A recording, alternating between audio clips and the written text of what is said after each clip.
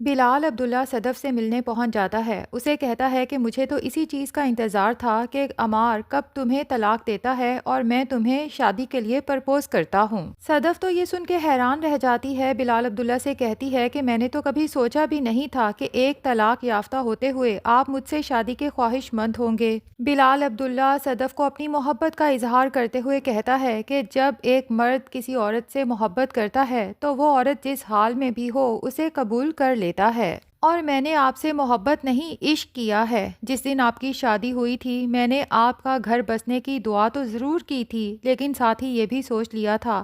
کہ اگر عمار کی محبت جھوٹ نکلی اور آپ کو اس نے چھوڑ دیا تو میں آپ کا ہاتھ ضرور تھاموں گا۔ اگر میری محبت پہ یقین آ گیا ہو تو کیا مجھ سے شادی کے لیے راضی ہو؟ اور ساتھ ہی اسے بتاتا ہے کہ کل عمار دانیہ سے شادی کر رہا ہے، جبکہ یہ تو پتہ ہی نہیں کہ دانیہ نے تو پہلے ہی اپنی فلائٹ بک کروا رکھی ہے اور وہ عمار سے شادی کیے بغیر ہی ملک چھوڑ کے جانے والی ہے، کیونکہ دانیہ تو صرف اپنی ریجیکشن کا بدلہ لینے آئی تھی عمار سے کہ عمار نے اس کی سچی محبت کو ٹھکرا کے صدف سے شادی کی، جبکہ عمار کو پتا تھا کہ صدف عمار سے محبت نہیں کرتی۔ اب جب دانیہ عمار کو بتائے گی کہ میں تم سے شادی نہیں کر سکتی تو عمار کے تو آسان خطا ہو جائیں گے اور دانیہ سے کہے گا کہ تم نے میری زندگی برباد کر دی اور اب شادی سے بھی انکار کر رہی ہو، آخر تم نے یہ سب کیوں کیا؟ تو دانیہ کہتی ہے کہ تم نے بھی تو میری زندگی برباد کی تھی، میں نے تو تم سے نہیں پوچھا تھا کہ تم نے میرے ساتھ ایسا کیوں کیا، مجھے پتا تھا کہ تم صدف سے محبت نہیں کرتے، نہ ہی صدف تم سے محبت کرتی ہے،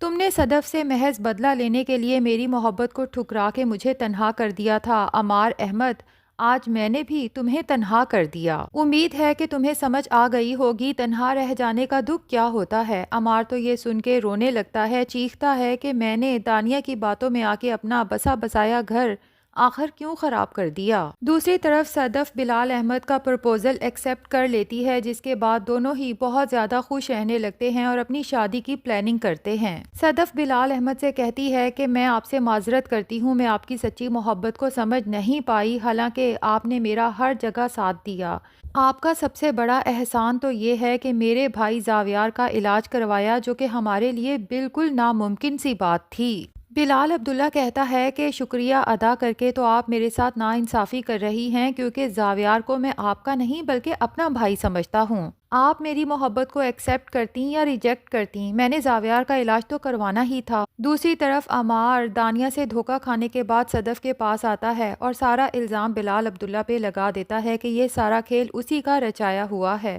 وہ ہمیشہ سے تمہیں حاصل کرنا چاہتا تھا اور میرے خلاف کرنا چاہتا تھا، آخر کار وہ اس میں جیت ہی گیا، تم مجھ سے دور ہو گئی ہو اور اس سے شادی کرنے والی ہو۔